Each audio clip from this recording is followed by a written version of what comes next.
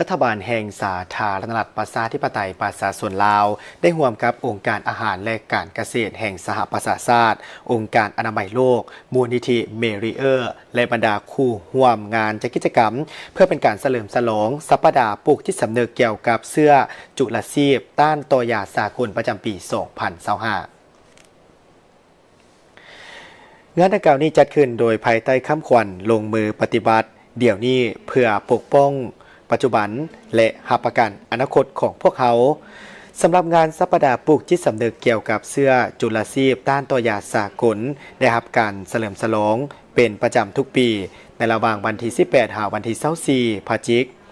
เพื่อเป็นการสร้างความรับรู้เกี่ยวกับปรากฏการณ์เสื้อจุลชีพต้านตัวยาหรือเสื้อแบคทีเรียไวรัสเสื้อราและเสื้อโปรโตซูอาที่มีการเปลี่ยนแปลง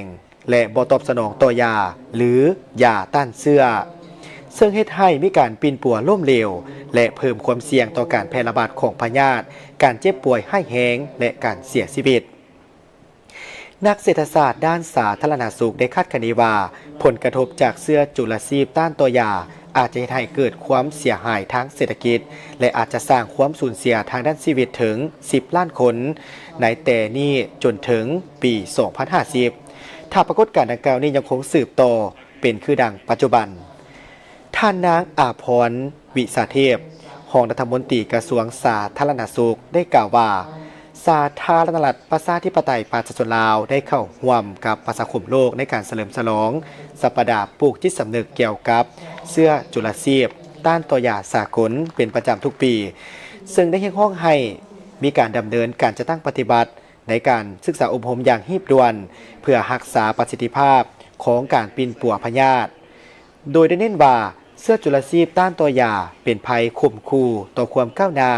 หลายทศวรรษในแขนงสาธารณสุขเพื่อเป็นการตอบโต้ปรากฏการณ์ดังกล่าวนี้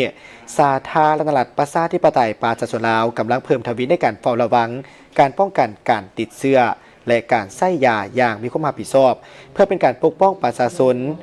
ถึงอย่างไรก็ตามการแก้ไขปัญหาเสื้อจุลชีพต้านตัวยาจำเป็นต้องได้รับประกันในการร่วมมือและได้รับการสนับสนุนจากทุกแขนงการเพื่อรับประกันว่าประชาชนทุกคนสามารถเข้าถึงการปีนปัวที่ปลอดภัยมีประสิทธิภาพภัยข่มขู่ที่เพิ่มขึ้นก็คือเสื้อจุลชีพต้านตัวยาและความจำเป็นที่ต้องได้มีการตอบโต้ร่วมกันในทั่วทุกแขนงการว่าจะเป็นคนสัตว์และสิ่งแวดล้อมเพื่อเป็นการป้องกันสุขภาพความมั่นคงทางด้านเสบียงอาหารและสิ่งแวดล้อม